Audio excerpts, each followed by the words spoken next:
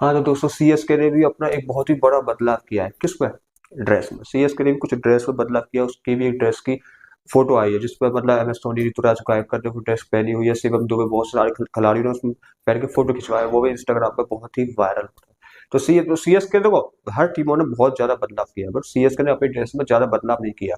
उसने हल्का फुल्का बदलाव करके अपनी एक जर्सी लॉन्च कर दी सीएसके ने, वो आपके फोटो वायरल हो रहा है। जो सबसे बड़ा बदलाव किया है वो लखनऊ और दिल्ली ने किया, ठीक है। बाकी सब टीमों तो हल्का फुल्का कुछ चेंजेस करके ड्रेस कर दी, ठीक है। तो सीएसके की ड्रेस तो वही आपको पता ही है, थाला फोरा नहीं चाहिए, येलो कलर ही होता है उसका, ठीक है। येलो कलर में उसने जर्सी तो उसकी रहती है और वो येलो कलर से जानी जाती है टीम, ठीक है।